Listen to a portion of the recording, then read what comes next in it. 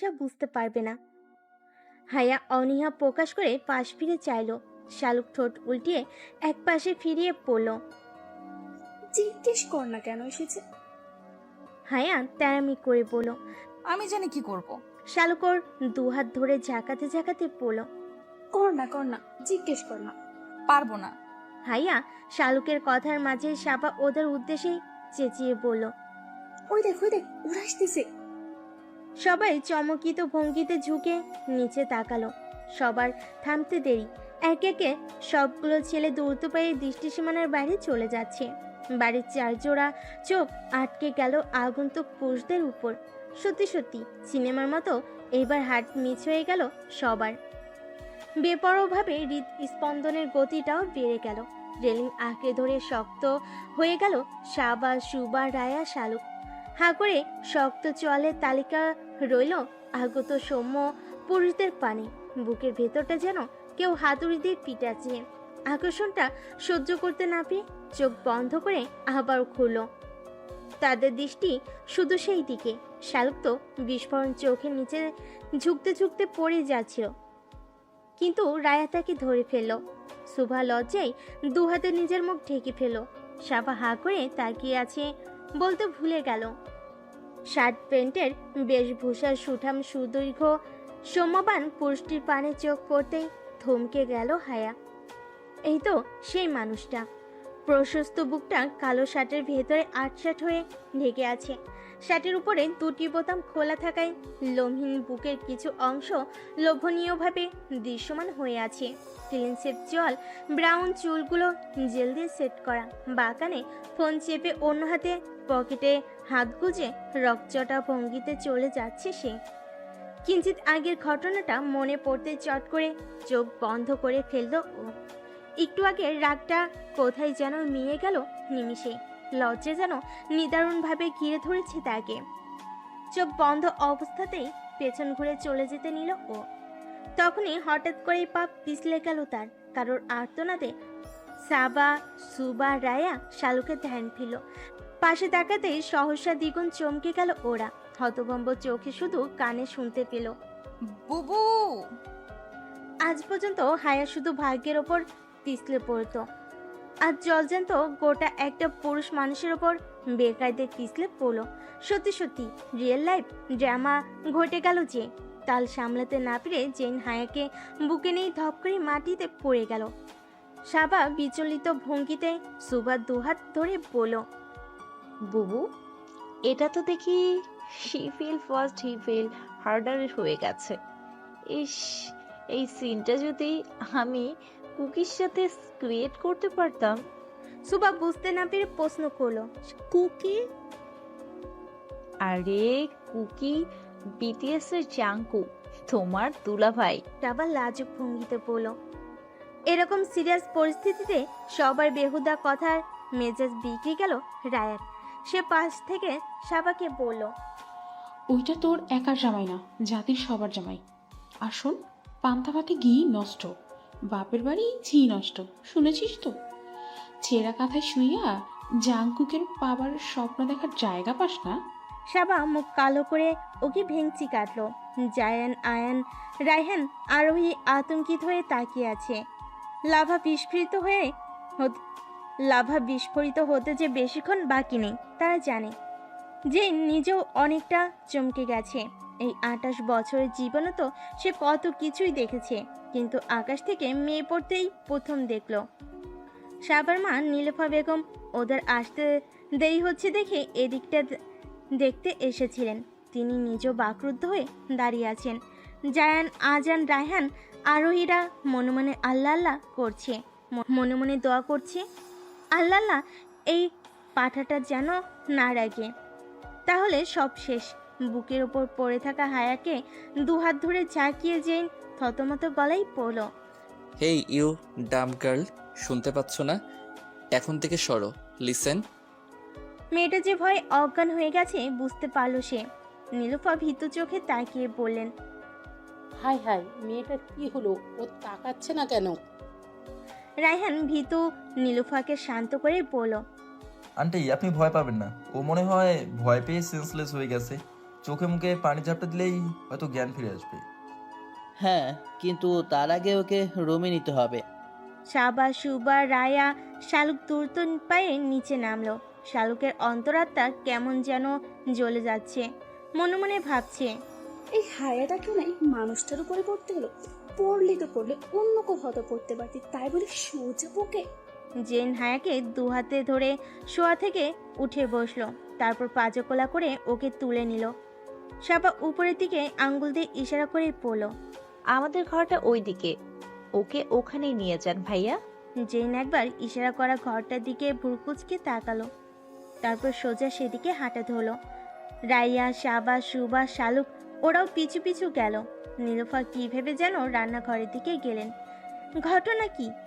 আয়ান বিস্ময়ে ভরা গলায় পড়ল। ব্যাপারটা কি হলো ব্রো? আমাদের সিংহ আজকে বিলাই হলো কেমনে? আরোহী কপাল কুচকে পড়ল। সিংহ সিংহই আছে, আজকে শুধু গর্জন করতে ভুলে গেছে, কিন্তু কেমনে? আমিও তো তাই ভাবছি। এখন ভাবেই বন্ধ করে ওপরে চল, গিয়ে দেখি আগে। সবাই মাথা নাড়িয়ে করে সায় জানিয়ে জায়ানের পিছু পিছু গেল। হায়াকে বিছানায় শুয়ে দিয়েছে জেইন। পাশে দাঁড়িয়ে ইশারা করতেই রায়ার জগ থেকে এক গ্লাস পানি ঢেলে তার হাতে দিল। পানি ছিটে মুখে পড়তে নাক মুখ কুচকে হায়া পিটপিট করে চোখ খুলো।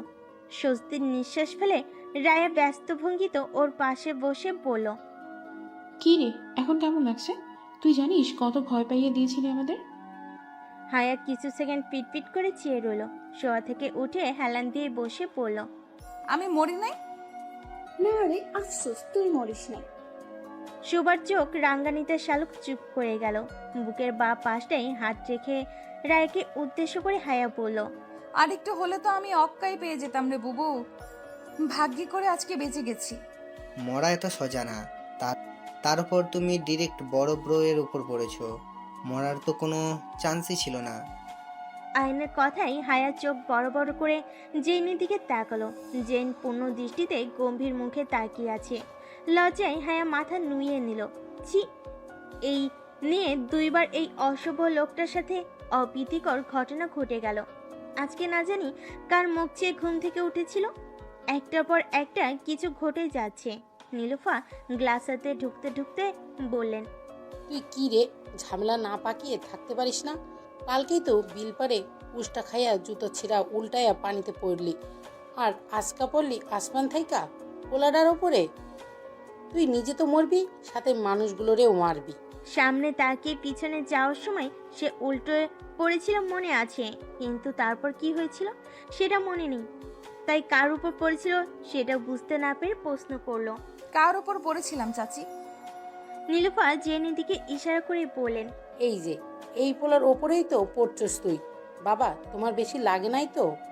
হায়া চোখ বড় বড় করে জেনের দিকে তাকলো। এই নিয়ে দুইবার সবকিছু কেমন এলোমেলো হচ্ছে আজকে। হায়া লজ্জায় মুখে কুলু পেটে মাথা নিচু করে রইল। জেনের দিকে তাকিয়ে থেকে বলল, না আন্টি, ইটস ওকে। এর চেয়েও ভারী কিছু আমি রোজ ওঠাই। ও তো শুধু এইটুকুই নি। কেবল এইটুকুনি? কথাটা শুনে রেগে গেল হায়া জেনের দিকে তাকালো। মানছে সে ওই লোকটার মতো এত উঁচা লম্বা না, তাই বলে এভাবে অপমান? লোকটা যে শুধু অসভ্য নয়, ভীষণ রকমের অসভ্য, সেটাও বুঝলো সে। নীলুফা ওদেরকে তাড়া দিয়ে বললেন, তোমরা তো খাওয়ার জন্যই যাইতেছিলে না? দেখো তো মাঝখান দিয়া কি ঘইটা গেল। আচ্ছা, আর দেরি করো না, যাও তোমরা খাইয়া নাও। না আন্টি, সেটা কিছু না। অ্যাক্সিডেন্টটা যে বেশি সিরিয়াস ছিল না সেটাই বেশি। এই যে ছোট্ট মেয়ে, এখান থেকে একটু সাবধানে সাবধানে চলাফেরা করবে কেমন?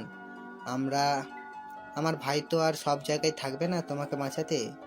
হায়ার লজ্জাটা আরো দ্বিগুণ বেড়ে গেল। সবার সামনে চুপ থাকলেও মনে মনে ঠেংচি কাটলো। নীলুফা ওদের সবাইকে নিয়ে খাবার ঘরের দিকে গেলেন। সবার আগে তো ছুটে শালুকই গেল। রায়া সেদিকে চেয়ে পড়ল। কি ব্যাপার কামচো, আজকে সবার আগে কাম করার জন্য দৌড়াইতেছে? ভাবতেই অবাক লাগে। নীলুফা যে দুধের গ্লাসটা হাতে করে এনেছিল, হায়া সেটাতে চুমুক বসিয়ে পড়ল। ওর মনে এখন দিল্লিকা লাড্ডু ফুটতেছে। ওর কি আর এখানে দাঁড়িয়ে থাকবে? তা তোর মনে কি ফুটতেছে শুনি? আমার মনে? হ্যাঁ, তুই তো ডিরেক্ট বুকের উপর গিয়ে পড়েছিলি। তোর মনে তো আরো কিছু হওয়ার কথা। তাহলে রুমে ঢুকেই বিরক্তিতে কালো শার্টটা টেনে ছিঁড়ে খুলে বিছানায় ছুঁড়ে মারল জেন। ডান হাত দিয়ে কুচকে যাওয়া কপালটা চেপে বিছানায় বসলো সে। আজকের মতো বিরক্তি এর আগে কখনো লাগেনি তার। নিজের ওপরই এখন রাগ হচ্ছে। কেন আসতে গেল এই অজপাড়া মফস্বলে? ফোনের মেসেজ টোনটা বেজে উঠতেই পকেট থেকে সেটা বের করলো। স্ক্রিন মেসেজে প্রেরকের নামটা দৃশ্যমান হতেই বিরক্তি দিতে কুচকে যাওয়া কপালটা সোজা হয়ে উঠল। নিজের গম্ভীর ও দাম্ভিক রূপটা ধারণ করে নিল। আনলক করে মেসেজটা চেক করলো, যাতে লেখা আছে, Mister AJ, considering your mental and physical health, the authorities are বলোইং you to give a 10 days leave. I wish you both mental and physical well-being. Hope you have a happy days. Order from high authority. মেসেজের যোগ্য উত্তর send করে ফোনটা বিছানার উপর ফেলল। চিত হয়ে বিছানায় শুয়ে তপ্ত নিঃশ্বাস ছাড়ল। এই 10 দিনে কি করা যায় তাই ভাবছে সে। লেটস সি 10টা দিন কাটানোর মতো কোনো আকর্ষণ খুঁজে পাই কিনা। তা না হলে প্যাকড করা লাগেজ সহ সোজা ব্যাক টু ঢাকা। বন্ধ দরজার বাইরে থেকে কয়েকবার টোকা পড়তেই জেন গলা উঁচিয়ে পড়ল। দরজা খোলাই আছে। আয়ান বন্ধ দরজা ঠেলে ভিতরে ঢুকলো। মুচকি হেসে বলল, এভাবে কুম্ভকর্ণের মতো পড়ে আছিস কেন? এমনিতেই তো মেয়েরা তোর উপর ফিদা, তার উপর শার্টলেস অবস্থায় দেখলে তো হুমড়ি খেয়ে পড়বে।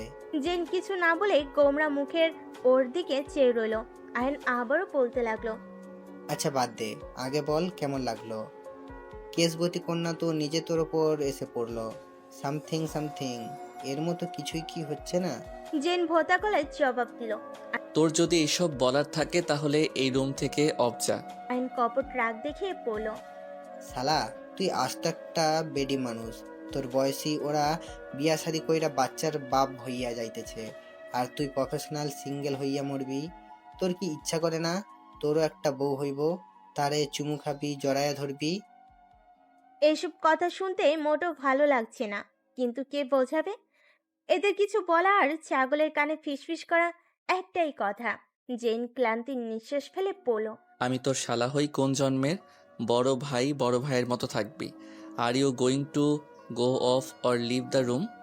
আইন সামান্য দম্ভ দেখিয়ে পড়ল। আমি তো বলবোই। জেন কাত হয়ে ঘুরে মাথার পালিশটা জড়িয়ে ধরল। আয়নের পিঠে চাপড় দিয়ে পড়ল, আচ্ছা যা, বাদ দিলাম, ছোট ভাইয়ার আবদার বলে কথা। চল একটু মকবলটা ঘুরে আসি। পেঁচার মতো মুখ করে ইঁদুরের মতো গর্তে বসে না থেকে একটু বেরিয়ে চারপাশের প্রকৃতিটাও উপভোগ কর। বুইরা বেটাদের মতো পড়ে থাকিস না, চল ওঠ। আমার মাথা ব্যথা করছে। আরে চল চল না, মাথা ব্যথা মনের ব্যথা সব চলে যাবে। তোকে দেখার জন্য মফলের মেয়েরা লাইন ধরে আছে, চল। অতঃপর তার কোনো প্রকার মতামতের মূল্য না দিয়ে আইন জোর করে জেনকে বাইরে নিয়ে গেল। সাথে ক্যামেরা আর টেলিস্কোপটাও নিল। দুজনকে বেরোতে দেখে শালুক ও রায়ের মা সুইটি বেগম জিজ্ঞেস করলেন, মা তোমরা কই যাইতেছো? আইন বিনয়ের সাথে জবাব দিয়ে বলল, আন্টি একটু বাহিরটা ঘুরে দেখতে চাচ্ছিলাম। বাবা এটা মফস্বল হলেও অনেকটা গ্রামেরই মতো, তোমরা একলা একলা যাইও না, হারাইয়া যাবা। আমি আমার মাইয়াডারে ডাকি, ও তোমাদের সাথে যাইবে না। জি আন্টি। সুইটি বেগম গলা খাকিয়ে রায়াকে ডাকলেন। রায়া চোখ ডলতে ডলতে এসে বলল, উফ মা, কি হয়েছে? দিলে তোমার কাঁচা ঘুমটা নষ্ট করে। সুইটি বেগম কটাক্ষ করে মেয়েকে বলেন, হায় রে আমার ঘুম, দিন দিন তো কয়লা হইতাছস, খালি খাওয়া আর ঘুম। একটু কাজ কইরা না হয় আমার উদ্ধার কইরা দিলি। ওরা একটু বাহিরে যাইবে, ওদের সাথে যা তুই। রায়ের চলন্ত হাত থেমে গেল। ও চোখ দুটো ডলা বন্ধ করে অবাক গলায় জিজ্ঞেস করলো, মা তুমি আবার এটা শিখলা কোত্থেকে? কেন, হায়ার বাই আছে না, ও তো ওরে কোয়ালা কইয়াই ডাকে। মা শিখবা যখন ভালো কিছুই শিখতা, এই কোয়ালা টোয়ালা কি? আসতেছি আমি।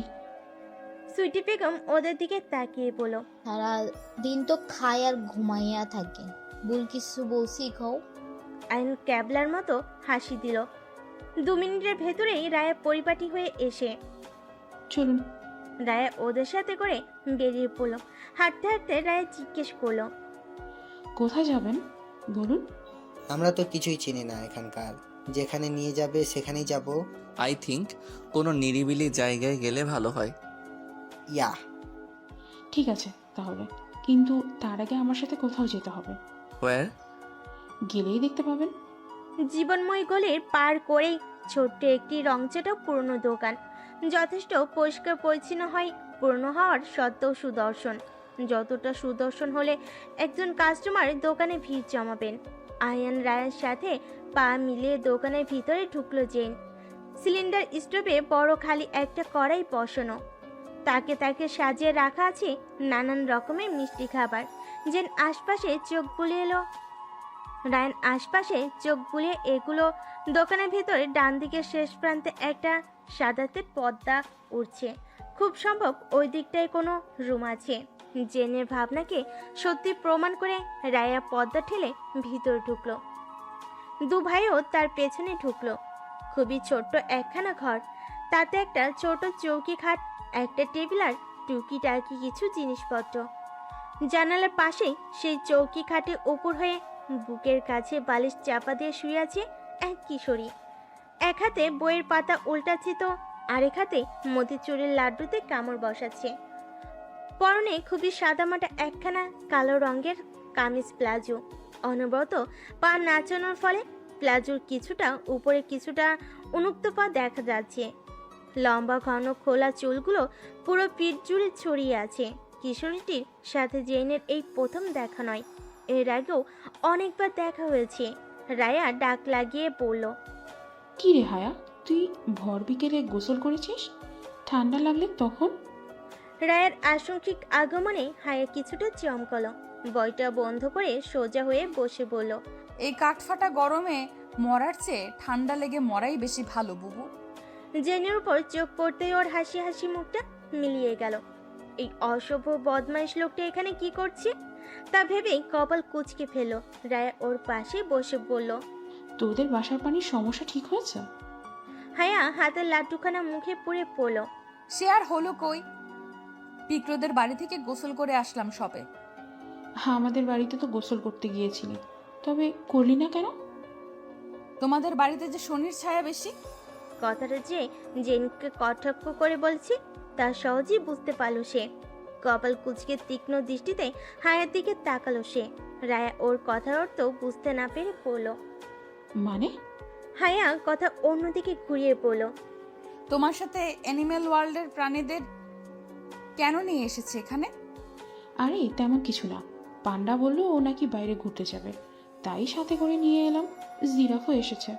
রায়ের কথাই আয়ন হাঁ করে চেয়ে রইল। এত বড় হাঁ করলো বেড়াল কেন আস্ত উঠো মুখে ঢুকে যাবে। জেন দাঁত চেপে পড়ল।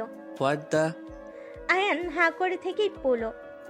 এক্সকিউজ মি, এই পান্ডা আর জিরাফ কি আমাদের বললে? না, অবশ্যই আপনাদের দুজনকে বলেছি। রাগ হচ্ছে, প্রচুর রাগ হচ্ছে। শেষমেশ কিনা 2 ভাইকে পান্ডার জিরাফ বানিয়ে দিল। এই মুহূর্তে ভীষণ রেগে পড়ল আর নিজের রাগটাকে দমিয়ে দাঁত কিরমিরিয়ে পড়ল। ক্যান ইউ টেল মি, আমাদের কোনো অ্যাঙ্গেল থেকে এসব মনে হচ্ছে তুমি আমাদের ইনসাল্ট করছো কিন্তু। দেখুন, আপনারা দুজন শুধু শুধু রাখছেন, আমি কথাটা অপমান করে বলিনি। আর পান্ডা তো লাভলি অ্যানিমেল। আপনার হাইটটাও যেমন একটু ছোট, কিন্তু আপনি মানুষটা কিউট সুইট গুলুমুলু, তেমনিও পান্ডাও ছোট্ট মোট্ট গুলুমুলু কিউট সুইট। তাই আপনাকে পান্ডা বললাম। আর আপনার ভাইকে দেখলেই বোঝা যায় কমপ্লেন খেয়ে খেয়ে জিরাফের মতো উঁচু হয়ে গেছে। হ্যাঁ, কথাটা ঠিক। আইন একটু হাইটে ছোট, কিন্তু তাই বলে এতটাও না যে তাকে সামান্য পান্ডার সাথে তুলনা করবে। তার পরিবারের সবার উচ্চতা ভালো হলেও তাদের তুলনায় সে একটু ছোট। আয়ন রায়কে রাগী গলায় বলল, সো রেডিকিউলাস, তোমার থেকে অন্তত 4 আঙুল বড় আছি। হায়ার সাথে যুক্ত হয়ে জেনকে উদ্দেশ্য করে বলল, বুবু, ওনাকে শুধু জিরাফের সাথে তুলনা করলে ভুল হবে। আমার মনে হয় ভাল্লুকের সাথে তুলনা করা উচিত। ভাল্লুক যেমন বড় সড়ো, বড় মাথা, বড় পেট, শক্তির নেই শেষ, পাগলা পাগলা টাইপ। ওনাকে দেখেও তেমনটাই মনে হয়। এমন উটকো কথাই সে বাপের জন্ম শুনেনি, আজই প্রথম শুনলো। খেপে হায়ের দিকে তেড়ে গিয়ে বলল, what nonsense, are you insane? আচমকা তেড়ে আসাতে হায়া ভয়ভীত পিছিয়ে গেল। ভীত গলায় থেমে থেমে বলল, এই তো দেখছেন কেমন ভাল্লুকের মতো তেড়ে আসছেন। জেন দাঁতে দাঁত চিপিয়ে চিপিয়ে বলল। ইউ ক্র্যাক গার্ল, তোমার ফালতু কথা তোমার কাছেই রাখো। হায়া চোখ নামিয়ে বিড়বিড় করে বলল, সত্যি বললে সবার গায়ে ফোসকা পড়ে। কি বললে তুমি? কিছু না, দয়া করে এখন বলুন এখানে কেন এসেছিলেন? এসেছিলাম তো একটু বাইরে ঘুরবো বলে, কিন্তু তোমার বোনের যে মাথার ক্রু ঢিলা তা জানা ছিল না। অবশ্য পাগল টাগল কিনা তা তো জানি না, কারণ এসব কথা তো আর স্বাভাবিক মানুষের হতে পারে না। আহ, স্ক্রু ঢিলা কাকে বলেন আপনি? পাগল কাকে বলেন? উঠলো কথা সবার মাঝে, যার কথা তার গায়ে বাজে। এইসব ভাবদামি করে লাভ নেই। আমি ভালোভাবেই জানি আপনি কথাটা আমাকে মিন করেই বলেছেন। তো কি করবে তুমি শুনি? কি করব দেখবেন? এদের ঝগড়া থেকে হায়ার নিজের মাথায় চাপড় মেরে মনে মনে বলল, আরে বাপ রে, একজন বুনো ওল তো আরেকজন বাঘা তেঁতুল, কেউ কাউকে ছাড় দিব না। এদের এক্ষুনি এখান থেকে না বের করলে পরে দেখা যাবে দোকান শুদ্ধ খেয়ে ফেলবে। হায়ার দোকান চেপে চিৎকার করে বলল, আরে বাবা রে, চুপ, একদম চুপ। তুই এই লোকটাকে চুপ করা, আমাকে কেন বলছিস? তোমার বোনকে চুপ করাও, তখন থেকে কি সব হাতি ঘোড়া জিরাফ এগুলো শুরু করেছে। আপনারা দুজনে আমাকে ক্ষমা করুন, এমনিতে এই দোকানে কাস্টমার আসে না, এইসব চুলাচুলি দেখলে কাকপক্ষীও আসবে না। এই লোকটাকে বোঝা। এই মেয়েটাকে বোঝাও। জেন হতবাক হয়ে চুপচাপ দাঁড়িয়ে আছে। তার ভাই কি দারুণ পায়ে পা বাঁধিয়ে মেয়ে মানুষের সাথে ঝগড়া করছে তাই দেখছে। বরাবরই এসব ঝগড়া ঝাঁটির সরগোল তার কম পছন্দ। নিজের ইন্ট্রোভার্ট ও গম্ভীর স্বভাবের জন্য বরাবরই সে খুব সীমিত পরিসরে থাকে। যদি তার বড় ভাই না হয়ে অন্য কেউ হতো তাহলে এতক্ষণে দুঘা কষিয়ে দিত। অন্তত বিরক্তি নিয়ে সে এসব তামাচ্ছে দেখছে। পকেটে থাকা ফোনটা কেঁপে উঠতেই ডান হাতে সেটা বের করলো। ফোনের স্ক্রিনে ভেসে উঠল, your vocation is begin interport, your special mission start now, order from high authority. এখনো পর্যন্ত স্পেশাল মিশনটি কি সেটা তাকে জানানো হয়নি। হাতের ফোনটা লক করে পকেটে ঢুকালো জেন। প্রথম অর্ডারটা তার ছুটির জন্য এসেছিল, আর দ্বিতীয়টা ছুটি বাতিলের জন্য। যদিও এখনো পর্যন্ত তাকে ফিরে যাওয়ার জন্য বলা হয়নি। পরন্ত বিকেলের ক্রমশ অস্তমান সূর্যের খোলা আকাশের নিচে রায়া ও হায়া পাশাপাশি হাঁটছে। জেন ওদের পিছু পিছু হাঁটছে। আয়ন তার ক্যামেরা নিয়ে কয়েক কদম এগিয়ে গিয়ে ছবি তুলতে ব্যস্ত। হালকা শীতল বাতাস ক্ষণে ক্ষণে গা ছুঁয়ে যাচ্ছে ওদের। প্রকৃতির শোভা উপভোগ করতে করতে এগুচ্ছে ওরা। পাশের ফসলের জমিগুলোতে হাতে গোনা মাত্র কয়েকজন কর্মরত শ্রমিক ও চাষিদের দেখা যাচ্ছে। আইন ক্যামেরায় ক্লিক করে বলল, এই জায়গাটা একটু বেশি শান্ত, তাই না? ফুরফুরে বাতাসে খোলা আকাশের নিচে হাঁটতে হায়ার ভীষণ ভালো লাগছে। ও বাতাসের মতোই ফুরফুরে মনে বলল, এই সময়টা এখানে মানুষজন কমই থাকে। আমার মন খারাপ থাকলে আমি প্রায় এখানে একা একা বসে থাকি। আইন একটু শিউরে ওঠে বলল, বাপরে, ভয় করে না? যদি কিছু হয়ে যায়? কি হবে? কি হবে না সেটা বলো। আমার একটু অনুরোধ শুনবে? এসব জায়গায় তোমার একা একা থাকা উচিত না, আর কখনো থেকো না। সব সময় এখানে আসি না। যখন মনটা ভীষণ খারাপ বেসামাল হয়ে পড়ে তখন কি হবে না হবে সেসব মাথায় থাকে না, রেখে এসে পড়ি। সে যাই হোক, আর কখনো এসো না। হায়া আর কিছু না বলে মুচকি হাসলো। এই সুন্দর মুহূর্তটাকে কথা বলে নষ্ট না করাই ভালো। হাঁটতে হাঁটতে মাঠের কোণার একটা গাছে চোখ পড়ল রায়ের। কি টসটসে ফল ধরে আছে ওটাতে। লোভ সামলাতে না পেরে সেদিকে চলে গেল ও। গাছের নিচে দাঁড়িয়ে কয়েকটি বার বেলুম্ব দিকে তাকালো। টক ফল বরাবরই ওর খুব প্রিয়। ইস, সাথে করে ওনার আঁচলে বেঁধে একটু নুন আনলেও পারত। যাই হোক, আপাতত খুঁজে খুঁজে একটা লাঠির মতো সরু ডাল এনে সেটা দিয়েই বিলম্ব পাড়ার কাজটা শুরু করে দিল। কিন্তু গাছের ডালগুলো অনেক উঁচু হয়, নাগালেই পাচ্ছে না। পেছন থেকে আয়ান ভুতুরে কাঁদে এসে পড়ল। কি করছো তুমি? রায়ের ছোট ছোট চিৎকার দিয়ে ছিটকে দূরে সরে গেল। আইন ফাজিল লোকটা দাঁত বের করে হি হি করে হাসছে। বুকের মধ্যে ফু দিয়ে ও পড়ল। আপনার কি কমন সেন্স বলে কিছু নেই? এভাবে কি পেছন থেকে ডাকে? আর একটু হলে তো আমি ভয়ে হার্ট ফেল করতাম। আমি কি জানতাম নাকি যে তুমি এত ভীতু? তোমার ফেসটা না জাস্ট দেখার মতো ছিল। ওয়াও! খুব মজা, তাই না? যত সব সরুন এখান থেকে। আয়ন সরে দাঁড়ালো। রায়া হাতের ডাল দিয়ে আবার গাছে গুতুগুতি করতে শুরু করলো। আয়ন জিজ্ঞাসা করলো, তুমি কি করছো? কেন, দেখতে পাচ্ছেন না আপনি? মেয়েটা কথায় কথায় পা লাগিয়ে ঝগড়া করে। ঝগড়াটে মহিলা, কিন্তু এই সুন্দর মুহূর্তটাতে ঝগড়ার ইচ্ছে করলো না আয়নের। কথাটা গায়ে না লাগিয়ে বলল, দেখতে পাচ্ছি কিন্তু বুঝতে পারছি না তুমি কি পড়ার চেষ্টা করছো। এগুলো হলো টক জাতীয় ফল, বেলুম্বু। খেতে টক টক। আপনি খাবেন? আমি পেরে দিচ্ছি। রায়া অনবরত চেষ্টা করে যাচ্ছে, কিন্তু কিছুতেই হালে পানি পাচ্ছে না। শেষমেশ আয়নের হাত থেকে ডালটা নিয়ে বলল, no look how I do. এটা কি হলো? আপনি আমার কাছ থেকে ওটা নিলেন কেন?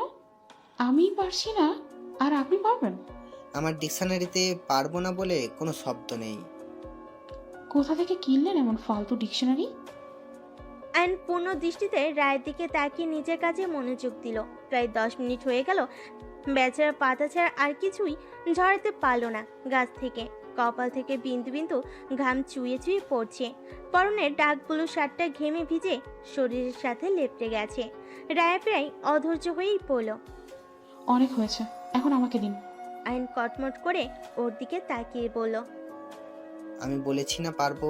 তুমি চুপচাপ দাঁড়িয়ে থাকো। আজকে যতক্ষণ না আমি একটা হলেও বেলুম্বু পড়াচ্ছি এখান থেকে কোথাও নড়বো না। আপনি সত্যি খুব জেদি, দেখছি তো। কি পারবেন? এভাবে করতে থাকলে সারা রাত কেন, সারা জীবনেও কিছু হবে না। বেশ, আপনি থাকুন, আমি চলে যাচ্ছি। একদম না, যতক্ষণ না আমি সাকসেস হচ্ছি আমি কোথাও যাব না, আর না তুমিও যাবে, বুঝলে? রায়া হাঁ করে ভীমরতি ধরা লোকটার দিকে তাকিয়ে রইল। এই অসভ্য লোকটা নিজেকে মনে করে কি? হয়তো কোনো পাগলের 7 নাম্বার বংশধর। আমি পারবো না। আইনের চোখ রাঙ্গানো দেখে এই প্রথমবার রায়া চুপ হয়ে গেল। আইন যে এভাবে রাখতে পারে তা জানা ছিল না। কি চাহনি সে চোখের, যেমন চোখ দিয়েই ভস্ম করে দিবে। রায়া ভদ্র বাচ্চাদের মতো চুপচাপ কথা মতো দাঁড়িয়ে রইল।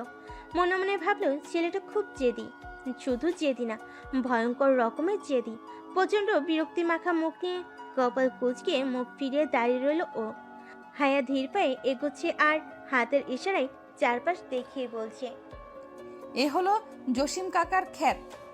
ওই যে দূরের ক্ষেতটা দেখা যাচ্ছে, পেট বড় মাথা ছোট কাকতারুয়া। ওই যে তার পাশেরটা আব্বার মানে আমাদের ক্ষেত। বুবু, তোমার মনে আছে আমরা যেদিন ক্ষেতে? পেছন ঘুরে তাকাতেই মুখের কথাটা অসম্পূর্ণ থেকে গেল। ব্যাপার কি? রায়া বুবু গেল কই? হায়া বোকা দৃষ্টিতে তাকিয়ে জেনকে জিজ্ঞাসা করলো। ওরা কোথায়? জেন চারপাশটা দেখাতে ব্যস্ত ছিল। হায়ের কথায় হাঁটা থামিয়ে ডানে বামে চেয়ে বলল। How would I know? Haya বোকা হয়ে দাঁড়িয়ে রইল। দুজন গেল কই? আর ওই বা কার সাথে এতক্ষণ বকবক করছিল? হায়া কয়েকবার গলা উঁচিয়ে রায়াকে ডাকলো, কিন্তু কোনো সারা শব্দ এলো না। না পারতে দুজন মিলে চারপাশটাও খুঁজতে লাগলো। এদিকে ওরা কি করে জানবে দুটিতে এখানে কি কাণ্ড করছে? ক্লান্ত হয়ে একটা গাছের নিচে ছায়ায় বসে পড়লো হায়া। মুখ কালো করেই পড়লো। বুবু হঠাৎ করে কোথায় হারিয়ে গেল? জেন চোখ তুলে ওর দিকে তাকিয়ে আবারও আশপাশটা চোখ বুলিয়ে দেখতে লাগলো। হায়া আগের মতোই বসে থেকে পড়লো। সন্ধ্যা হয়ে গেছে, এতক্ষণে বাসায় মাও এসে গেছে। এইদিকে বুবুকেও খুঁজে পাচ্ছি না, কি করব আমি? দুহাতে মুখ ঢেকে টুকরে কেঁদে উঠল। কান্নার আওয়াজে নিস্তব্ধ পরিবেশে গুঞ্জে উঠল। জেন চমকে হায়ার দিকে তাকালো। হায়া বাচ্চাদের মতো কেঁদে যাচ্ছে। জেন হাঁটু গেড়ে সামনে বসে বিচলিত গলায় জিজ্ঞেস করলো, হোয়াট দ্য হেল? তুমি কাঁদছো কেন? Why are you crying? Haya নিজের মতো করে কেঁদে যাচ্ছে। জেন এবার একটু রাগ দেখিয়ে বলল, কিছু জিজ্ঞেস করেছি আমি। কথা বলছো না কেন স্টুপিড? হায়ার কান্নার শব্দ দ্বিগুণ বেড়ে গেল। মুখ দিয়ে দীর্ঘ নিঃশ্বাস বের করলো সে। কি ঝামেলায় পড়লো রে! এমনিতেই এসব ন্যাকা কান্না তার সহ্য হয় না। ইচ্ছে তো করছে কষিয়ে দুটো থাপ্পড় লাগাতে, কিন্তু সেই ইচ্ছেটাকে দমিয়ে নিজেকে চূড়ান্ত রূপে শান্ত করে ধীর গলায় জিজ্ঞেস করলো, কাঁদছো কেন? তোমার বুবুকে খুঁজে পাচ্ছ না তাই? হায়া মাথা তুলে না বোধক নাড়িয়ে তার দিকে তাকালো। হঠাৎই দক্ষিণা হওয়ায় গোধূলির লগ্ন থমকে গেল।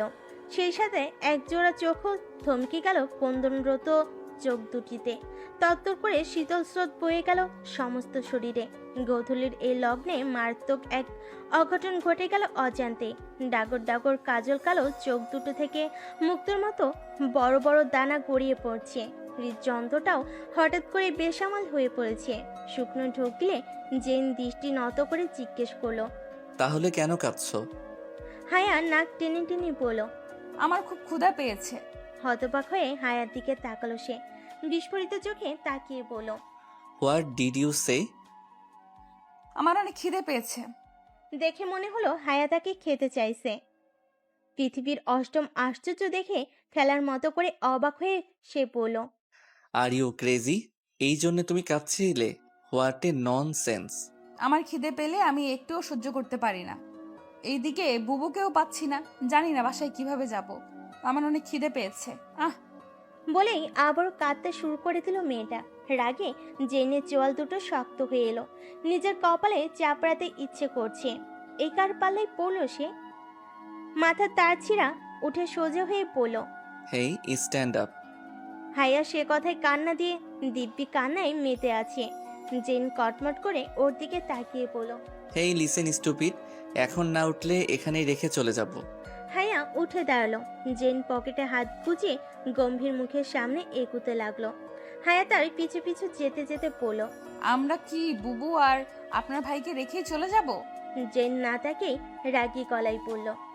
ওরা মেবি চলে গেছে এতক্ষণে। চুপচাপ চলো, একটাও এক্সট্রা কথা বললে এখানেই ছুঁড়ে ফেলে যাব। হায়া মুখ বন্ধ করে পিছু পিছু যেতে লাগলো। মাঠ থেকে বেরেই অর্ধেক পাকা রাস্তাটা ধরলো ওরা। কিছুটা সামনে যেতেই হায়ের মন বারবার খচখচ করছে। দুজন মানুষকে এভাবে কি করে ফেলে রেখে যেতে পারে ওরা? হাতের ফোনটা উঁচু করে নেটওয়ার্ক পাওয়ার চেষ্টা করছে জেন। নেটওয়ার্কটাও পাওয়া যাচ্ছে না এখানে। তা না হলে আইনকে কল করে জেনে নেওয়া যেত। হায়া হালকা কেসে তার মনোযোগ নেবার চেষ্টা করে বলল, দুজন মানুষকে এভাবে রেখে চলে যাব আমরা? না জানি ওরা। জেন রাগী চোখে তাকাতেই ও চুপ হয়ে গেল। কিছুটা মিয়ে যাওয়া গলায় বলল, আপনি এত রেগে যাচ্ছেন কেন? আপনি কি করে পারছেন দুটো জলজান্ত মানুষকে ফেলে রেখে চলে যেতে? আপনার নিজের ভাইও তো নিখোঁজ। জেন ফোনটা পকেটে ঢুকিয়ে সিরিয়াস ভঙ্গিতে বলল, প্রথমত তোমার বোন আমার ভাইয়ের সাথে আছে, তাই তাকে নিয়ে চিন্তা করাটা বন্ধ করো। Second, he is my brother, he know how to handle anything. আপনি এত ইংরেজিদের মতো কথায় কথায় ইংরেজি বলেন কেন? আপনার কথা শুনলে মনে হয় কোনো ইংরেজ লাট সাহেবের সাথে কথা বলছি। ইংরেজরাও মনে হয় না এত রক্ত খেয়েছে যতটা আপনি খাচ্ছেন। Did I ask you? তাহলে এত ফটফট করছো কেন? ইংরেজের চামচা। হায়া ভেবেছিল জেন কথাটা শুনতে পাবে না, কিন্তু কে জানতো ওর ভাগ্যের দুর্গত করে লোকটা শুনতে পেয়ে যাবে। জেন এক প্যাক প্যাক করে এগিয়ে যেতে লাগলো। হায়া চমকে গিয়ে পিছাতে পিছাতে গাছের সাথে পিঠ ঠেকিয়ে দাঁড়িয়ে পড়ল। লোকটা করতে চাইছে কি ভেবেই হায়া শুকনো ঢোক কিনল। জেন একটা হাত হায়ার ডান পাশে রেখে কিছুটা দূরত্ব রেখে দাঁড়ালো। কাদব্দি ছোট কম্বনরত কিশোরীর দিকে তীক্ষ্ণ দৃষ্টিতে চেয়ে ফিসেল গলায় পড়ল, I am not as decent as I look, do you want? Haya গোল গোল চোখে জেনের দিকে তাকালো। লোকটা যে ভালো মানুষ নয় সেটাও আগে থেকেই জানতো, কিন্তু লোকটা যে এতটা বেহায়া নির্লজ্জ ও কামজাত হবে তা ভাবতে পারেনি। হায়া দু হাতে ধাক্কা দিয়ে তাকে সরিয়ে দিল। জেন দু কদম পিছিয়ে গিয়ে দাঁড়ালো। হায়া শক্ত গলায় বলল, অসভ্য লোক কোথাকার, জিলাপি বিলাইতে এখানে? ঠোঁটের কোণে বাঁকা হাসি ফুটে এসে সামনের দিকে এগুতে লাগলো। হায়া নিজের বুকের ওপর এক হাত রেখে বলল, লোকটাকে শুধু অসভ্য অভদ্র ভেবেছিলাম, কিন্তু এখন তো দেখছি লোকটা এক নম্বরের শয়তান ও লম্পট। ছি, কিভাবে উনি আমার এত কাছে ভাবতেই লজ্জায় শিউরে উঠল ও। বুকের ভেতর কেমন যেন হাতুড়ি পিটাচ্ছে মনে হচ্ছে। লোকটার লজ্জা হায়া বলে কোনো কিছুই নেই। একদিনে এতগুলো ঘটনার মাথা পুরো হ্যাং মেরে আছে। প্রথমে গোসল ঘরে, তারপর উপর থেকে সোজা বুকের উপর, আর এখন এই আজকেই শেষ। কাল থেকে এই অসভ্য বেহায়া লোকটার চেহারা দেখবে তো দূরের কথা, তার ছায়াও মারাবে না। আরো কিছুটা সামনে এগিয়ে যেতেই অবশেষে রায়া ও আয়নের দেখা মিল। গরমে ঘেমে নিয়ে বেচারা আয়নের অবস্থা নাজেহাল, গা থেকে ঘামের পচা গন্ধ বেরিয়ে আসছে। হায়া গোমরা মুখে রায়াকে জিজ্ঞেস করলো, তোমরা কোথায় ছিলে এতক্ষণ? জানো তোমাদের খুঁজে খুঁজে মরছিলাম। আয়ন মাথা চুলকে মৃদু হেসে বলল, আসলে দোষটা আমারই। লেটস গো হোম, আমাদের এখন ফিরে যাওয়া উচিত। রায়াও সায় জানিয়ে আয়নের দিকে রাগের চেহারায় তাকিয়ে বলল, হ্যাঁ কি হলো, কই ছিলাম? এসব পরে বলবো, আগে বাড়ি চল। এমনিতেই আজকে বাড়ি গেলে মা ছাড়ার বাড়ি মারবে। হায়া মাথা নাড়িয়ে সায় জানালো। ফেরার পথে হায়াকে অন্য একটা বাড়িতে ঢুকতে দেখে আয়ন অবাক গলায় রায়াকে জিজ্ঞেস করলো, ও ওই বাড়িতে ঢুকলো কেন? কারণ ওটা ওর বাড়ি। মানে তুমি আর তোমার বোন আলাদা থাকো? আরে না, তেমনটা না। আসলে ওরা আমাদের প্রতিবেশী, কিন্তু ও আমার আরেকটা বোনই ধরতে গেলেন। আমরা আগে বেস্ট ফ্রেন্ড, তারপর বোন, আর শেষে প্রতিবেশী, বুঝলেন? তাই বলো, কিন্তু তোমাদের দুজনকে দেখে আপন বোনই মনে হয়। ইভেন তোমাদের নামেরও কত মিল। একরকম তো শুধু ভাই বোনের নামই থাকে। ওর নামটা আমিই রেখেছি, একদম আন্ডাকাল থেকে আমি ওকে চিনি। অ্যান্ডাকাল? হোয়াট ইজ অ্যান্ডাকাল? আয়নের এসব ফালতু কথাই সময় নষ্ট করা দেখে জেন বলল, তোর পঞ্চায়েতি শেষ হয়েছে? তুই এমন কোথায় কোথায় ক্যাট করিস কেন? তোর কি বাড়িতে বউ আছে যে এত তাড়া দিচ্ছিস? আয়নের ফালতু মার্কা কথাই জেন সরু চোখে তার দিকে তাকালো। আয়নের পিঠে চাপড় মেরে পড়ল। চল বাড়ি যাই, তোর না হওয়া বউয়ের কাছে যাই। আয়নের সাথে কথা বলাই শ্রেয় বেকার, তা জানে জেন। ছাগলের 3 নম্বর বাচ্চার মতো বক বক করা তার স্বভাব। শুধু আয়ন নয়, যতগুলো ভাই আছে তার সবগুলো একই গোয়ালের গরু। ইনফ্যাক্ট তার পুরো ফ্যামিলিটাকে গোয়ালখানা বললেও ভুল হবে। তাই অযথা নিজের শক্তি নষ্ট না করে হাঁটা ধরলো জেন। নতুন দিনে নতুন সূর্য, নতুন দিনের আশা। দেখতে দেখতে আরেকটি দিনের আগমন হয়ে এলো। নীলুফা বেগম রান্নাঘরে রান্না বসাচ্ছেন। বাড়ির পুরুষেরা এবং তার শাশুড়ি মা আবেদা বেগম হলরুমে বসে চা খাচ্ছেন। শহর থেকে আসা মেহমানদের জন্য কফি ট্রেটা সবার হাতে ধরিয়ে দিয়ে কিছু মনে পড়ার মতো করে বড়জা সুইটি বেগমকে বলেন, আপা, সুবাকে দেখতে কখন আসবো? কিছু বলেছে? সাবা ট্রে নিয়ে চলে গেল। নীলুফা বেগম অবশ্য এসব কফি টফি বানাতে পারে না, উনি শুধু সাবার কথা মতো এটা ওটা করে দিয়েছে। সুইটি বেগম কাটাকাটি করতে করতে বলেন, আম্মা তো বললো ওরা নাকি 10টার দিকে আসবে। তাইলে তো হাতে বেশি সময় নাই। দেখছো, হাতে কাজও এখনো শেষ হয় নাই। হ, ঠিক বলছস। আমি যাই দেখি, লাতা মুরগি ধরে আনি, ওটা রান্না করবো নি। সুইটি বেগম চলে যেতেই জসিম মিয়া চোরের মতো ভিতরে ঢুকলেন।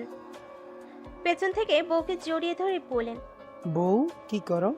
স্বামীর কাণ্ডে নীলুফা বেগম হতবাক হয়ে ভয় পেয়ে গেলেন। নিজেকে ছাড়ানোর জন্য ব্যস্ত হয়ে পড়লেন। কি করতেছেন আপনি? বুড়া বয়সে কি বিমনতি ধরছে? ছাড়েন বলছি, ছাড়েন। কেউ দেখা ফেললে? দেখলি দেখুক, আমি কি পরের বউরে ধরছি? নিজের বউই তো। দেখেন, বাড়ি ভর্তি মানুষ আছে, কিন্তু মায়েরা যদি দেখে ফেলে তখন কি লজ্জার মুখ দেখাইতে পারবেন? তুমি দিন দিন অনেক খিটখিটে হয়ে যাইতেছো বউ। আমারে আর আগের মতো ভালোবাসো না। ভালো না বাসলে মায়া দুটো আসলো কই থেকে? শোনেন তো, বুড়া বয়সে আসছে আমার প্রেম দেখাইতে। কথা শেষ না হতে হতেই শালুক মা ও মা করতে করতে রান্নাঘরে ঢুকলো। জসিম মিয়া নীলুফা বেগমের ছেড়ে চিটকে সরে গেলেন। আর একটু হলেই লজ্জায় মুখ দেখানো যেত না মেয়ের সামনে। লজ্জায় নীলুফা বেগম মাথার ঘোমটা টেনে রাঙ্গা হয়ে ওঠা মুখটা ঢাকবার চেষ্টা করে কাপা কাপা গলায় জিজ্ঞেস করলো, কি কি হয়েছে? মা, তোমাকে দাঁড়িয়ে রাখতেছি। ও দাঁড়া, আসতেছি। শালুক জসিম মিয়ার দিকে তাকালো। তিনি এমন একটা ভান করে বেঁচে রাখা শাক পাতা দেখছে যেন এগুলো পরখ করছেন। শালুক সন্দেহ মাখা গলায় পড়ল, আব্বা তুমি এখানে কি করো? তোমার আম্মার রান্না কতটুকু হয়েছে দেখতে আসছিলাম। তাই নাকি? এই রে, যা ভয় পাচ্ছিলেন। মেয়ে এরই মধ্যে সন্দেহ করতে শুরু করেছে। কথাটা ভেবে নিরিফা বেগম তাড়াহুড়োয় চুলোয় বসানো কড়াইয়ে বেশি তেল ঢেলে ফেলল। বসানো কড়াইয়ে দাউ দাউ করে আগুন জ্বলে উঠল। সাথে সাথেই জসিম মিয়া তা দেখে দ্রুত মেয়েকে কোলে তুলে নিয়ে রান্নাঘর থেকে এক প্রকার ছুটে বেরিয়ে গেলেন, যেমন আগুনটা কড়াইয়ে না রান্নাঘরে লেগেছে। নীলুফা বেগম হতবাক হয়ে চেয়ে রইলেন। এতক্ষণে ভণ্ড প্রেম ভালোবাসি দেখিয়ে বিপদের সময় মেয়েকে নিয়ে পালালো লোকটা।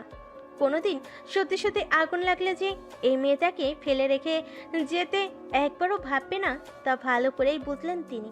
মুখ দিয়ে আস্তে করে বললেন, এটা জোচ্চোর। দরজা খুলে এক এক করে ভেতরে ঢুকলো বিচ্ছু বাহিনীর দল। জেন ল্যাপটপে চোখ রেখেই পড়ল, ঠিক যেভাবে এসেছিস সেভাবেই বেরিয়ে যা। জেন বিছানার উপর চিত হয়ে শুয়ে বলল, তোর অনুমতি নিতে ঢুকেছি যে তোর কথায় বেরিয়ে যাব। তোর সমস্যা থাকলে তুই বেরিয়ে যা, আমরা এখানে কিছুক্ষণ থাকবো। কিছুক্ষণ থাকবো কথাটার অর্থ হচ্ছে এখন তোকে বিরক্ত করব। সেটা ভালো করেই জানে। চাপার নিঃশ্বাস ফেলে জেন নিজের কাজে মনোযোগ দিল। রায়হান জেনের পাশে বসে ল্যাপটপে তাকিয়ে বলল, তুই না বললি তোকে 10 দিনের ছুটি দিয়েছে, তাহলে ল্যাপটপে গুতো গুতো করছিস কেন? রায়হান, ওই শালা ল্যাপটপটা হাতে নে। ও যখনই ল্যাপটপ ধরে মানে বা চাকরি কাজ করতেছে। সেটাই তো, তুই না ছুটতে আছিস, তাহলে তোর দিয়া কাজ কইরাতেছি কেন? জেনের চাকরিটা যে ওরা পছন্দ করে না তা সে ভালো করেই জানে। দিনে অন্তত দুবেলা করে হলেও কেউ না কেউ তার গালাগালি করবে। জেন স্বাভাবিকভাবে বলল, তোরা যেটাকে গালাগালি করছিস সেটা আমার ডিউটি। এমনিতেও আমার ছুটি অর্ধেক বাতিল হয়ে গেছে। ছুটি আবার অর্ধেক বাতিল হয় কেমনে? আমাকে ওরা এখনই ফিল্ডে ফিরতে বলছে না, কিন্তু অলসভাবে বসে থাকতেও দিতেও চাইছে না। শালা জিলাপির মতো প্যাঁচ না মেরে সোজা সাপটা ক।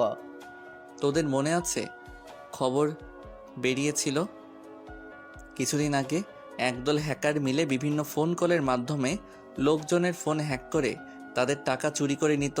তাদের মেইন ভিকটিম ছিল বয়স্ক লোকেরা। একদিন সেই হ্যাকারের দলকে হ্যাক করলো অন্য এক হ্যাকার। লোকজনদের টাকা আবারও তাদের কাছে ফিরিয়ে দিল।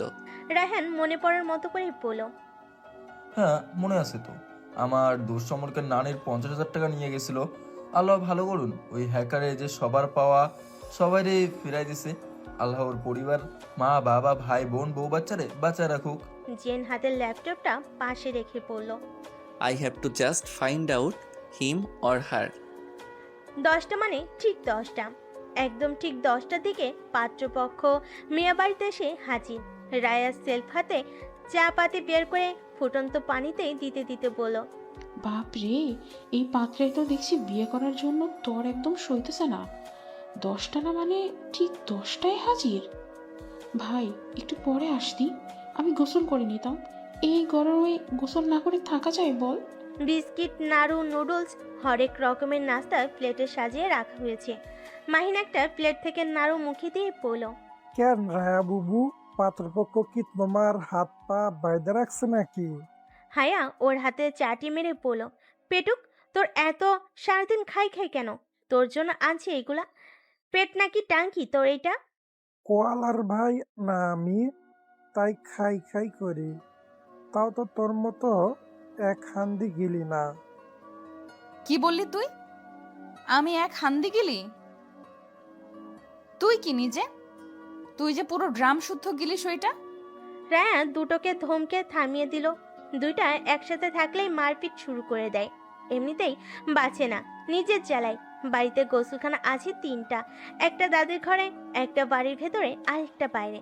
অথচ বাড়িতে তিনটা গোসলখানা থাকার পরও ও গোসল করতে পারলো না, কারণ তাকে এখন কামলা খাটতে হচ্ছে।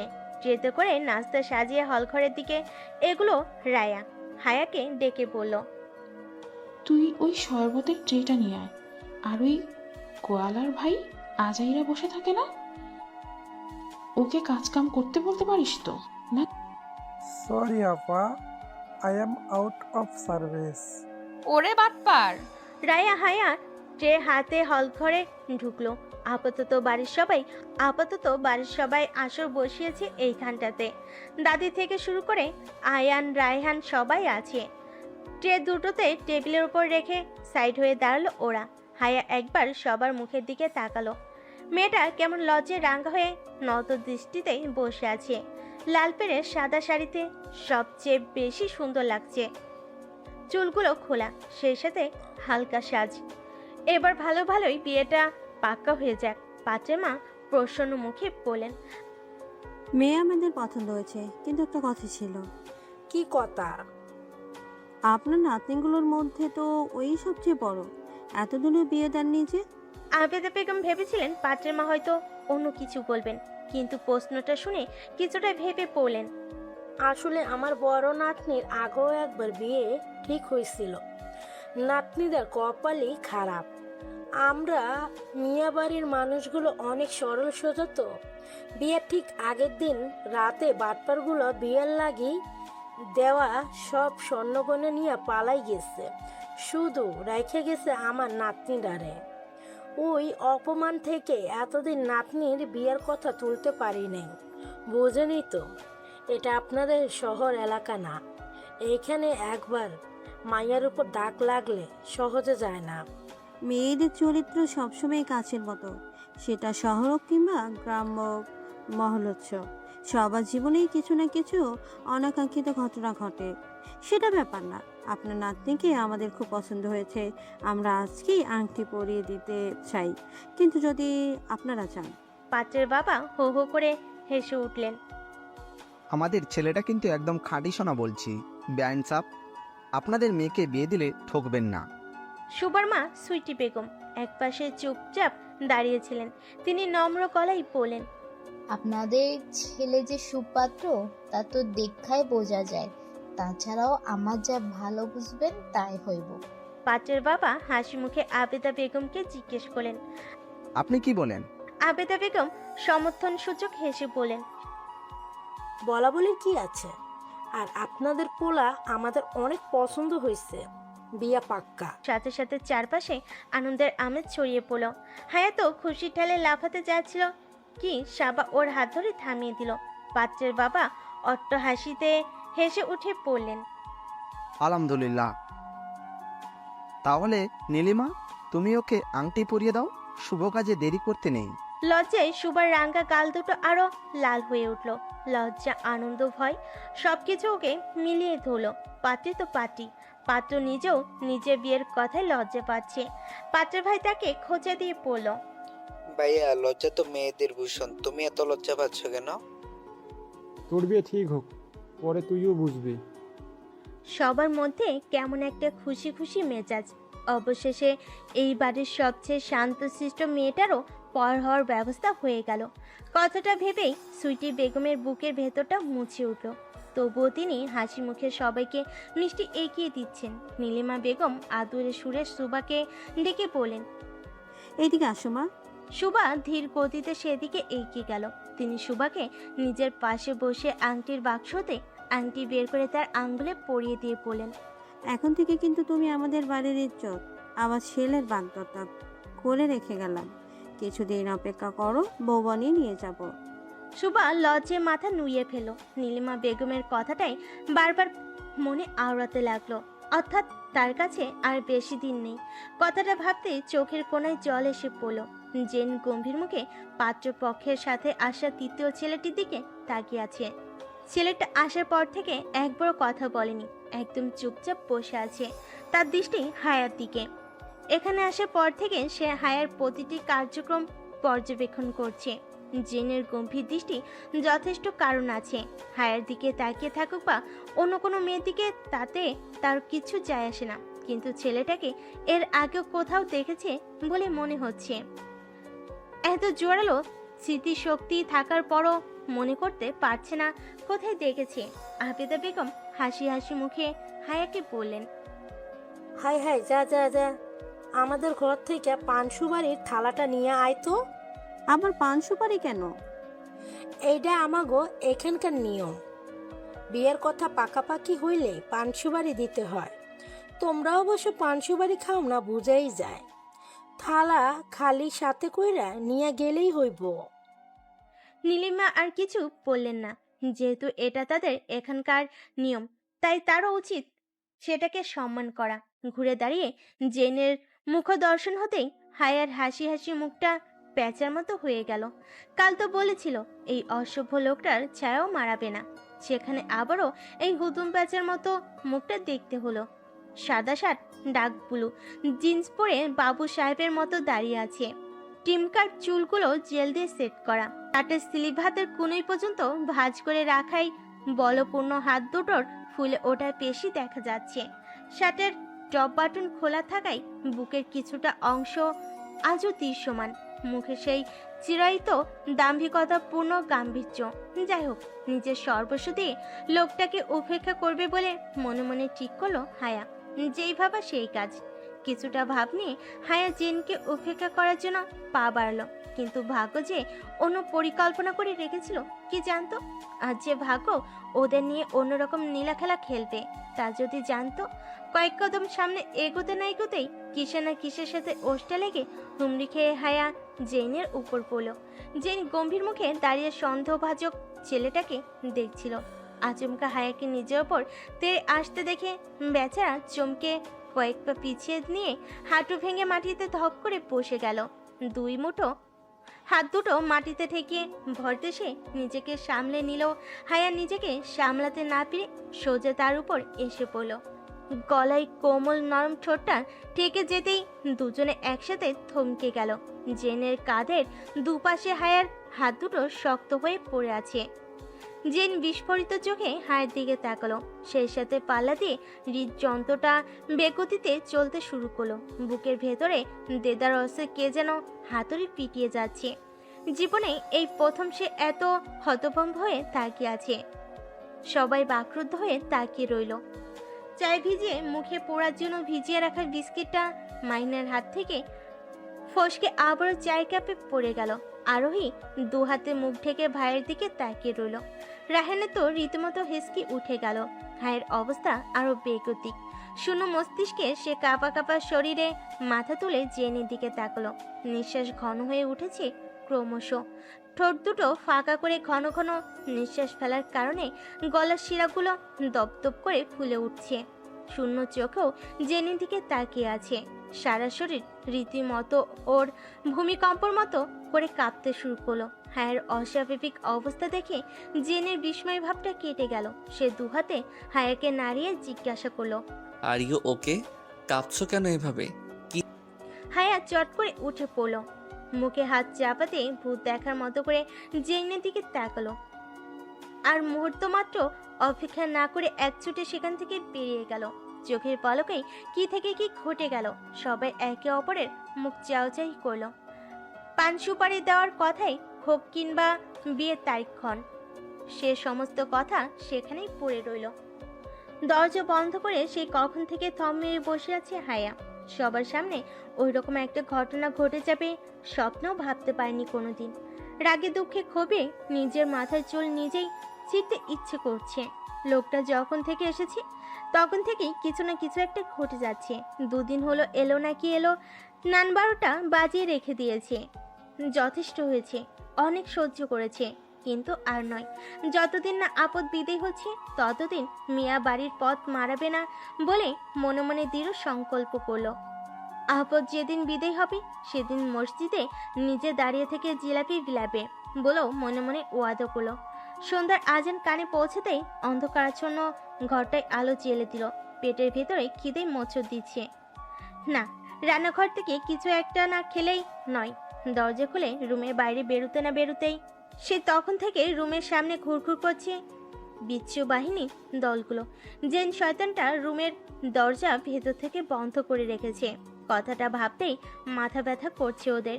জেন বেটা এখনো পর্যন্ত একবার রুম থেকে বেরোয়নি। শুধু একবার বের হোক, তখন বোঝাবে মজা। আজকে আচ্ছা করে সাহায্য করা যাবে ওই ব্যাটাকে।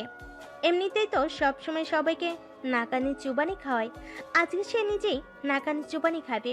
উফ, ভাবতেই ওদের উত্তেজনায় ওরা ফেটে পড়ছে। কিন্তু এদিকে রাহেন মশায়ের সবর হচ্ছে না। উনি বরাবরই ধৈর্য সহ্যহীন। রাহেন প্রায় ধৈর্যহারা হয়েই পড়ল। আমার শ্যালক মশাই এখনো ঘর থেকে বাইরে হতেছে না কেন? এমনিতেই আমার ধৈর্য কম, আর কতক্ষণ আম্মা ভিক্ষা দেন ভঙ্গিতে বইসা থাকুম? সিরিয়াসলি, যতক্ষণ ধৈর্য এখানে বসে আছি তা যদি কমলাপুর স্টেশনে বসতাম তাহলে ভালোই ইনকাম হয়ে যাইতো এতক্ষণে। শালা শালা কখন বাইরে হবে? জায়ান ভাইয়া, তোমার কি মুখ খারাপ করা ছাড়া ভাষা নাই? তোর এত লাগে কেন? তুই আমার বোন না ওর বোন? ওটাই তো আমার আক্ষেপ। কেন আল্লাহ তোমার আপন বোন বানালো? জায়ান ভাইয়ার মতো একটা চাচাতো ভাই থাকতে জায়ান ভাইয়ার বোন হওয়া কত সৌভাগ্যের ব্যাপার। দেখছস রেহান, দেখছস তোর বউ কত মির্জাফর? তুই এই দজ্জাল মহিলার সাথে থাকিস কেমনে? প্রেম করিয়া গেলাম ফাঁসিয়া, তাই তো করতে হইল রে বিয়া। আরোহী কটমট রাহেনের দিকে তাকালো। সে দাঁত বের করে হাবলার মতো হাসলো। আয়ন বড় ভাইয়ের মতো বলল, বেচারা আজকে অনেক বড় একটা শক খাইছে, একটু তো সময় লাগবেই, কিন্তু বেরোবে তো ঠিকই। আরোহী গালের এক পাশে হাত রেখে মলিন গলায় বলল, তুমি এত শিওর হচ্ছ কিভাবে? আয়ান আরোহীর মাথায় ট্যাট করে চাটি মেরে বলল। তাহলে তো তুই বড় ভাই হতি। আরোহী মুখ ফুলিয়ে মাথায় হাত বুলাতে লাগলো। জায়ান আয়নকে বলল, কি যে বড় ভাই, এগুলা আমাদের জেইনের কাছে কোনো ব্যাপারই না। ও তো আরো বড় লোচা। ও জানো আমার কি বলে? ওরে নাকি ওর বউ হ্যান্ডেল করতে পারবো না, তাই নাকি বেটা বদমাইশ বিয়া শাদি করে না। এগুলো কোনো কথা? নিজের বইয়ের সাথে প্রেম প্রীতি করবে, এতে লুচ্চামির কি হলো? তাছাড়াও তুমি আর জ্যান বড় তো সমবয়সী, বিয়ে শাদী করো না কেন? জায়ান দাঁত কটমট করে আরোহীর দিকে তাকলো। খট করে দরজা খোলার শব্দে সচেতন ভঙ্গিতে সবগুলো সেদিকে তাকলো।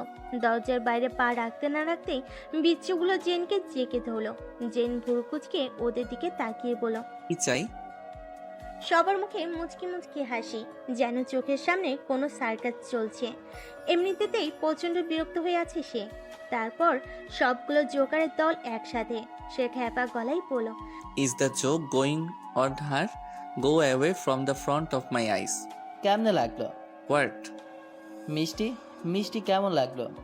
জান কি বলতে চাইছে সে বুঝতে পারছে না। সবগুলো কেমন বলদের মতো ফিক ফিক করে হাসছে। দেখে মেজাজটা আরো চটে গেল। চটে ওঠা মেজাজটা নিয়ে বলল, are you kidding me? What the hell on? And I hate sweets. জানের সাথে এবার পাল্লা দিয়ে আয়ান। সে বলল, তুই এত খেপচাচ্ছিস কেন? ব্যাপার মতো তো কিছু বলিনি খেপার মতো তো কিছুই বলিনি আমরা। তুই নিজেই তো মিষ্টি নিয়ে চোখের সামনে ঘুরঘুর করছিস, আর আমরা কিছু বললেই দোষ। যত দোষ নন্দ ঘোষের। মাত্র অতিরিক্ত রেগে জেন ফোঁস করে নিঃশ্বাস ছেড়ে বলল, দেখো, এমনিতে আমার মাথা হ্যাং মেরে আছে। আমার ধৈর্যের পরীক্ষা নিস না। Come to the point. Bro wait. ফোনের মেসেজ রিং বেজে উঠতেই সেটা পকেট থেকে বের করলো সে। হোয়াটসঅ্যাপে আরোহী তাকে পিকচার সেন্ড করেছে। ওপেন করতে চোখের সামনে নিজের ছবিটা ভেসে উঠল। ছবিটায় তার গলার লিপস্টিকের দাগ স্পষ্ট বোঝা যাচ্ছে। এবার জেন চেঁচিয়ে বলল, what nonsense you graceless, go to the hell. মুখের উপর ঠাস করে দরজা বন্ধ করে দিল জেন। বাঘ খেপে গেছে ভাবতে গর্বের হাসিতে ফেটে পড়ল। যাক বাবা, টোটকাটা ভালোই কাজে লেগেছে। জেনের রুমের সামনে থেকে সরে এসে এখন জায়নের রুমে গোল মিটিং বসানোর পালা। জায়ন কোলের উপর বালিশ নিয়ে বসে পড়ল। জানিস, আবার মনে বলতেছে এইবার আমাগর জেন সিঙ্গেল থেকে মিঙ্গল হয়ে যাইব। বেটার সন্ন্যাসীগিরি এবার ছুটব। তোর হঠাৎ এমন মনে করার কারণ? এই গাদিদের মারকেও মার, গাদির বাচ্চা গাদি কিচ্ছু বোঝে না। মুখ সামলে কথা বল ভাইয়া, ভুলে যাস না গাদির ভাইয়াও কিন্তু গাধাই হয়। উফ, এই কারণে না ভাল লাগে না। তোমরা ভাই বন্ধুরা ঝগড়া ছাড়া আর কিচ্ছু পারো না। বাদ দেও তো, ওইটা ওদের জন্মগত সমস্যা। কোটিবার বললেও ঠিক হবে না। শোন আমার নাদান বোন, এখানে আমরা আসার পর থেকে কি কি ঘটেছে সেটা একটু রিপিট করে দেখ, তাহলে তুই নিজেই বুঝতে পারবি। শোনো, প্রথমবার কি হয়েছিল মনে আছে? প্রথমবার তো হায়ার শ্যালক মশাইয়ের বুকে পড়লো, আর দ্বিতীয়বার ডিরেক্ট চুমু খেলো। এখন বুকে পড়া শেষ, চুমু খাওয়া শেষ, আর কি বাকি আছে? এবার দেখবা আমরা ভাবির সাথে নিয়েই ফিরবো। হাই রে, আমার বোকার দল। প্রথমবার যা হলো ওটা অ্যাক্সিডেন্ট, আর দ্বিতীয়বার যেটা হলো সেটা কো অ্যাক্সিডেন্ট। তোমরা এটাকে এত পেঁচাচ্ছ কেন? আমি তো এটাই বুঝতে পারছি না। তুই বোকা, তোর পুরো 14 গোষ্ঠীর মধ্যে তুই বোকা। তোর কি মনে হয় আমি এমনি বলেছি? Yeah right. আমারও মনে হচ্ছে জেইন আর হায়ার ভেতর সামথিং সামথিং আছে। কাম অন, তোমরা জোর করে ওদের দুজনকে কেন মেলাচ্ছ? তাতে তোর এত সমস্যা হচ্ছে কেন? কারণ তোমরা হয়তো ওদের বয়সের ডিফারেন্সটা ভুলে যাচ্ছ। ভাইয়ার হচ্ছে 30 বছর আর মেয়েটার বয়স 19, 11 বছরের পার্থক্য। বোনের বোকা বোকা কথায় জ্যান মুচকি হেসে বলল, age is nothing, it's just a number. মনের মিলটাই আসল, তুই দেখে নিস। ও তাই নাকি? তা কোথায় মনের মিল? আমিও দেখি। 11 বছরের তফাৎ, এটা কিন্তু কম না। ওই মেয়ের যখন সমুদ্র পছন্দ হবে তখন ব্রোর পছন্দ হবে পাহাড়।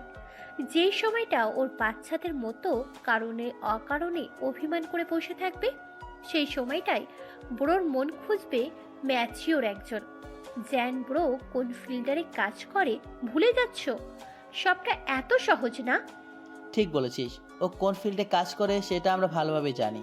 তাই বলছি ওর জন্য চাই পারফেক্ট। চৌমুখের নেগেটিভ পজিটিভ আকর্ষণ বুঝিস তো? তোমরা জোর করে নিজের পছন্দটা জ্যান ব্রোর উপর চাপিয়ে দিতে চাইছো। তাই নাকি? দেখা যাবে। হ্যাঁ, দেখা যাবে। দু ভাই বোনের মধ্যে অদৃশ্য ছোটখাটো দ্বন্দ্ব বেঁধে গেল, যে দ্বন্দ্বে কেউ কারোর কাছে হাঁটতে নারাজ, নিজের রাগ জেদ দেয় যেখানে মুখ্য। আচ্ছা, আরোহীর কথাই কি ঠিক ছিল?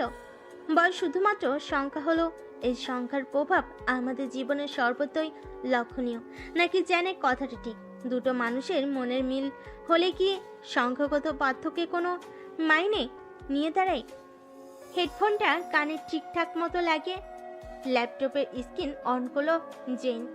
আঙ্গুলের কয়েকটা টোকা দিতেই কাঙ্ক্ষিত জায়গায় কানেক্ট হয়ে গেল সেরা। ওপাশ থেকে উচ্চ পদস্থ মানুষের রাশভারী কণ্ঠস্বর ভেসে এলো। It's director Rashed. দাম্ভিকতাপূর্ণ বিচক্ষণ মানুষটির রকচটা ভঙ্গিতে বলল, It's Captain AZ. Aman Zain reporting, sir. I found something fishy here. I think there must be something fishy. ওপাশ থেকে রাশভারী মানুষটি জিজ্ঞেস করলো, What did you found? A walkie-talkie and EMF meter. ওপাশ থেকে চমকিত ভঙ্গিতে অর্ডার এলো। Okay, then keep an eye out there and find it. Stay reporting me every moment. It's cover. It's over. বলে সংযোগ বিচ্ছিন্ন করে দিল জেন।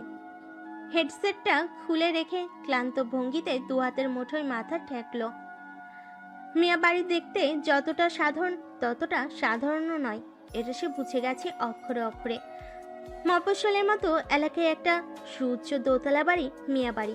কাল সারা রাত যখন বিছানার এপাশ থেকে ওপাশ ছটফট করে ঘুম আসলো না, তখন ভোর রাতের দিকে বাড়িটা ঘুরে ঘুরে দেখছিল। বাড়ির সবাই ঘুমোচ্ছে ভেবে আর আলো জ্বালেনি, যদিও অন্ধকারে ঘুরে বেড়ানোর অভ্যাস আছে তার। হঠাৎই অন্ধকারে কিসের একটার সাথে ধাক্কা খেলো সে। সঙ্গে সঙ্গে ঝনঝন করে শব্দ হলো। মোবাইলের ফ্ল্যাশ লাইট অন করতেই বড় আকৃতির ফুলদানিটার ভাঙা টুকরোগুলো দেখতে পেল। সেই সাথে আরও দুটো জিনিস যা দেখে তার চোখ স্থির হয়ে গেল, একটা ওয়াকিটকি আর একটা ইএমএফ মিটার। বুদ্ধিদীপ্ত চোখ দুটো বুঝে গেল যা বোঝার। পা দিয়ে আলতো করে ঠেলে জিনিস দুটোকে ভেঙে পড়া ফুলদানিটার পাশে টেবিলের পেছনে সরিয়ে দিল। সরল সোজা মুখমণ্ডলের আড়ালে কে কানামাছি খেলছে, সবটাই বের করতে হবে। সেই ব্যক্তিকে না ছুঁয়ে এই বাড়ি থেকে এক কদমও নড়বে না সে। টেনে হিঁচে খুলে ফেলবে মুখোশ। মাথা ঠেকানো ভঙ্গিতেই কুটিল হাসি হাসলো। এইসব খেলায় সে খুব বেশি পটু। অনেকদিন পর মনের মতো প্রতিপক্ষ খুঁজে পেয়েছে সে। এই সুযোগটা হাতছাড়া করা যাবে না। দরজা খুলে বাইরে বেরোলো জেন। বাইরের সকাল থেকেই কেমন একটা শোরগোল। সিঁড়ি বেয়ে নিচে নেমে দেখলো যুবতী কিশোরী মধ্যবয়সী মহিলারা গানের আসর বসিয়েছে। ছোটখাটো একটা ঢোলের তাল মিলিয়ে সুর তুলছে। বিচ্ছুর দলগুলো সেখানে বসে আছে। জানের পাশে দাঁড়িয়ে সে পড়ল। কি রে বিচ্ছুর দল, এখানে বসে কি করছিস? আরে শ্যালক মশাই বস।